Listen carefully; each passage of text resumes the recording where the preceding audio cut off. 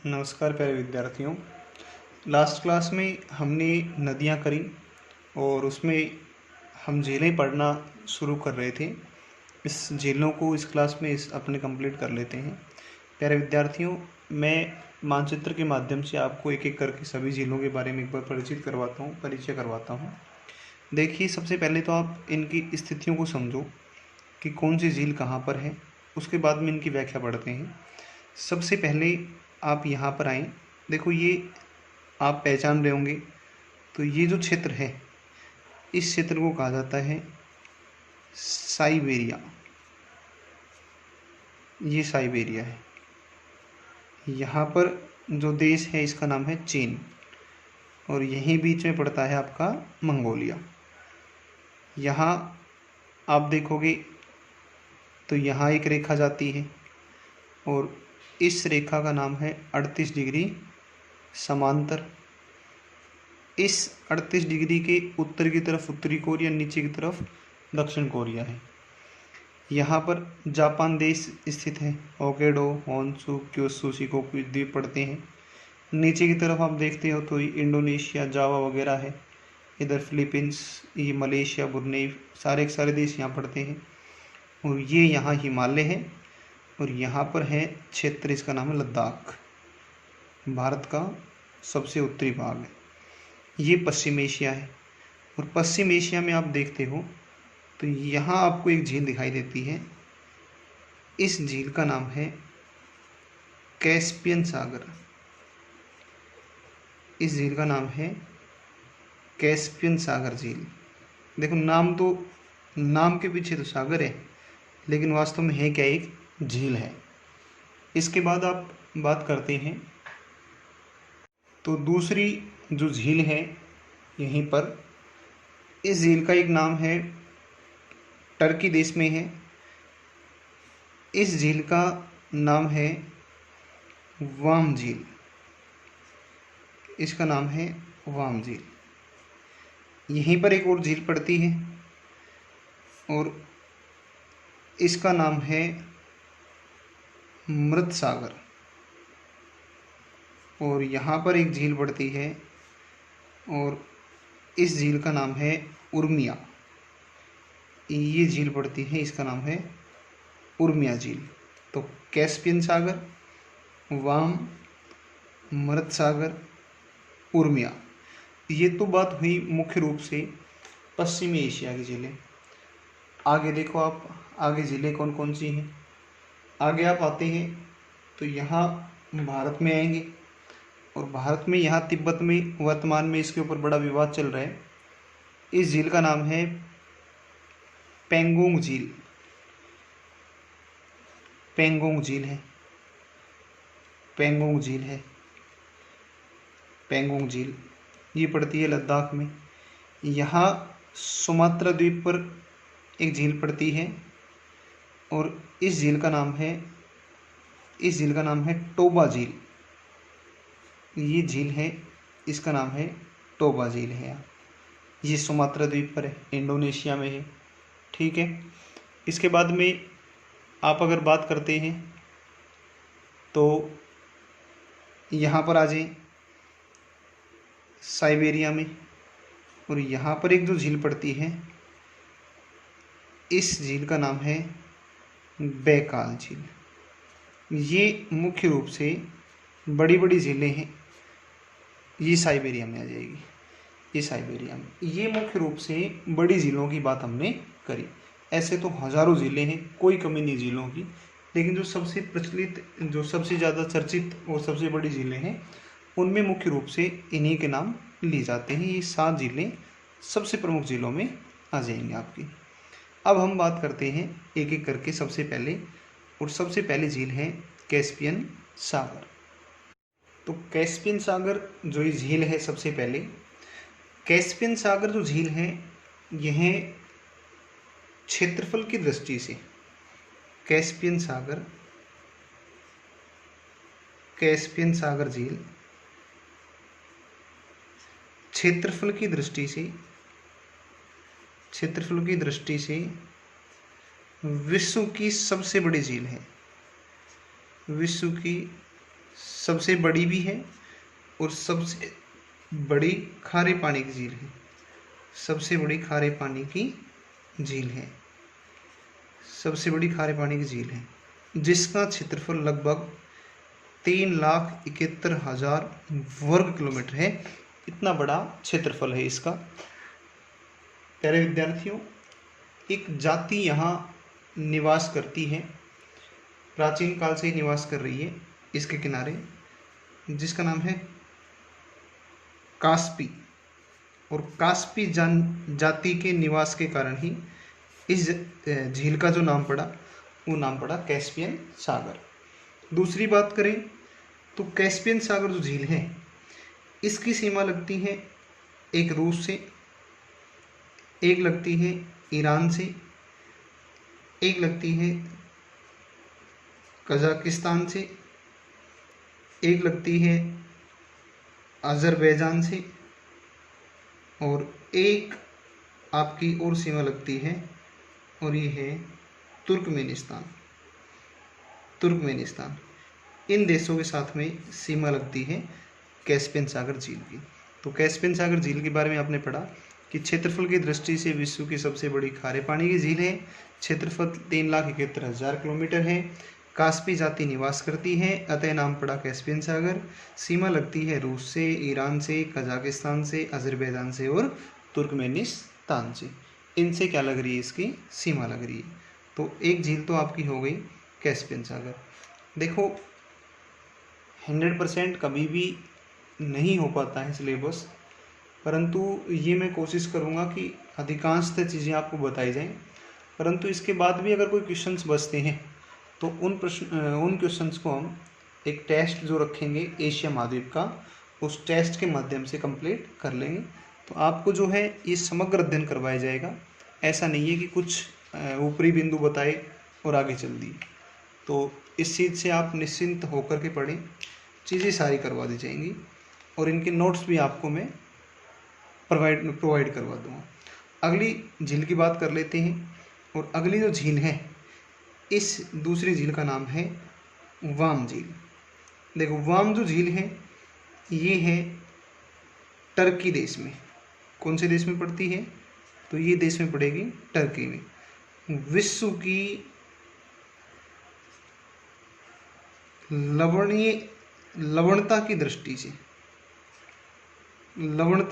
से देखो, ऊपर बात आई थी क्षेत्रफल की दृष्टि से, अब बात आ रही है लवणता की दृष्टि से। तो आप ध्यान रखेंगे कि लवणता की दृष्टि से सबसे बड़ी खारे पानी की झील है। सबसे बड़ी खारे पानी की झील है या खारे पानी की झील है, या इसी चीज़ को आप दूसरे तरीके से बोलेंगे तो आप ऐसे बोलेंगे कि विश्व की सर्वाधिक लवणीय झील है। विश्व की सर्वाधिक लवणीय झील है, जो कौन से देश में आएगी? टर्की। तुर्की भी बोल देते हैं इसको, तो टर्की देश में है। अब आप एक बिंदु और सुनो ध्यानपूर्वक। टर्की जो है इस टर्की को कहा जाता है यूरोप का मरीज। यूरोप का मरीज। और इसकी राजधानी है, इसका नाम है इस्तांबुल। इस्तांबुल जो शहर है ये लगभग 98% तो है एशिया में, परंतु ध्यान रखेंगे कि लगभग इस्तांबुल का 2% भाग जिस महाद्वीप में है, इस महाद्वीप का नाम है यूरोप। तो टर्की के इस्तांबुल का जो विस्तार है वो एशिया में भी है और कहाँ पर भी है? यूरोप में भी है। तो ये दूसरी झील आई आपकी वाम झील, टर्की देश में है। लवणता की दृष्टि से यह सर्वाधिक लवणीय झील है। टर्की को कहा जाता है यूरोप का मरीज और टर्की की राजधानी इस्तांबुल। इसका विस्तार दो महाद्वीपों में है, एक तो है एशिया में और एक है आपका यूरोप में। इसका मतलब अंतर महाद्वीपीय शहर पड़ता है। अंतर महाद्वीपीय का मतलब हो जाएगा जिसका विस्तार एक से अधिक महाद्वीपों में मिलता है। तो एक आप ये ध्यान रखेंगे वाम झील के बारे में। ठीक है भाई, आगे चलते हैं। और आगे बात करते हैं अगली झील के बारे में। और ये अगली झील है आपकी, ये अगली झील आ जाएगी मृत सागर। तीसरी जो झील है इसका नाम है मृत सागर। देखो, लवणता की दृष्टि से पहली सबसे खारी थी वाम, पहली सबसे खारी वाम थी, लेकिन लवणता की दृष्टि से जो दूसरी सबसे खारी है, ये दूसरी सबसे खारी जो झील है, ये दूसरी सबसे खारी झील आएगी आपकी मृत सागर। और मृत सागर जो झील है ये दो देशों के बीच में है, एक तो जॉर्डन और एक है इज़राइल।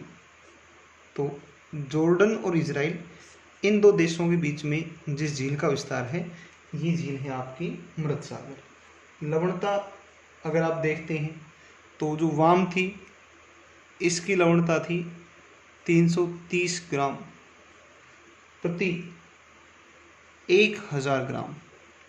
और यदि आप इसकी बात करते हैं मृत सागर की, तो इसकी लवणता है लगभग 238 से 240 ग्राम प्रति 1000 ग्राम। तो पहली सबसे खारी वाम, दूसरी सबसे खारी मृत सागर। और क्षेत्रफल में सबसे बड़ी आ जाएगी खारे पानी की, इसका नाम है कैस्पियन सागर। ठीक है, अगली झील के बारे में चलते हैं।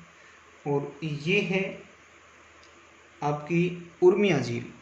अगली जो झील है, इस झील का नाम है उर्मिया, उर्मिया झील, उर्मिया झील।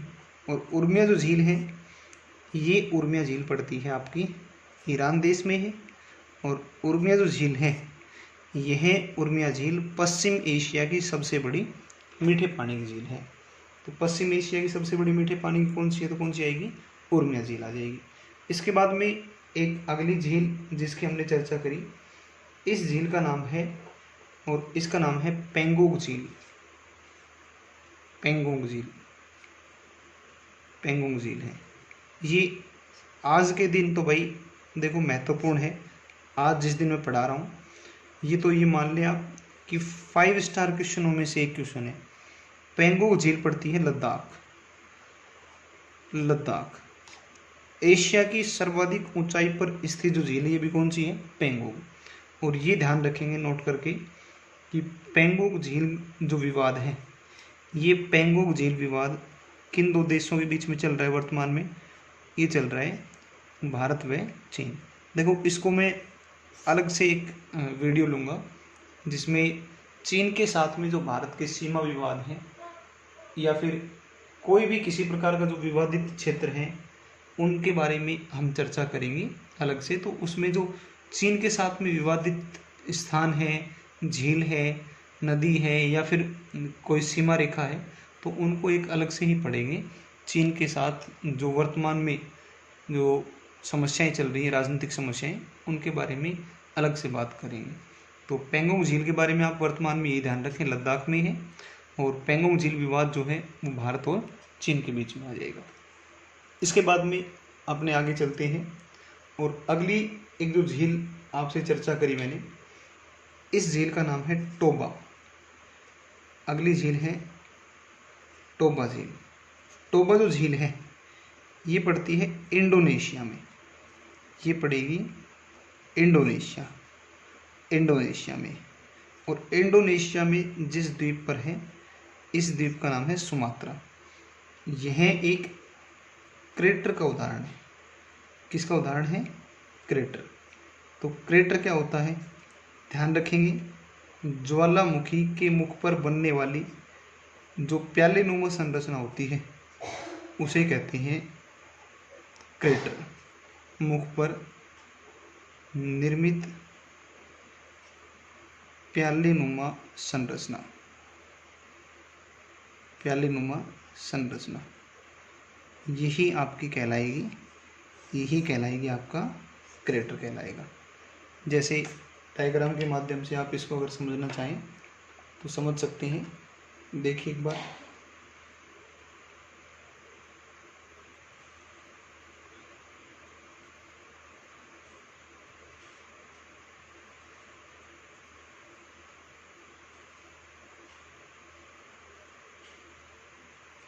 यहाँ मैग्मा चैम्बर है,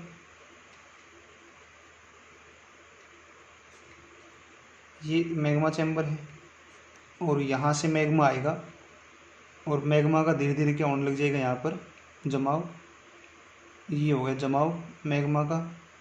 अंदर भूपृष्ठ के अंदर था तो इसे हम मैग्मा कह रहे थे, बाहर आया तो लावा। और जैसे ही ज्वालामुखी का उद्गार बंद होगा तो इसके मुख पर जो प्यालेनुमा आकृति बनेगी, इसी संरचना को हम कहते हैं क्रेटर। और क्रेटर का जो बड़ा रूप होता है, यही बड़ा रूप कहलाता है कालडेरा। तो क्रेटर का उदाहरण है आपकी कौन सी झील, ये है टोबा झील। आगे जो आपकी झीलें हैं इनको हम अगले पार्ट में करेंगे, जिसमें कंबोडिया की एक तानलेसोप झील है, एक बैकाल झील है, और भी कुछ अन्य जो बातें हैं वो आगे बात करते हैं। आगे अपना टॉपिक रहेगा मरुस्थलों के बारे में, और एक हमारे यहाँ पर छूटे हुए हैं पठार। तो पठार और मरुस्थल ये अपने कर लेंगे अगले पार्ट में।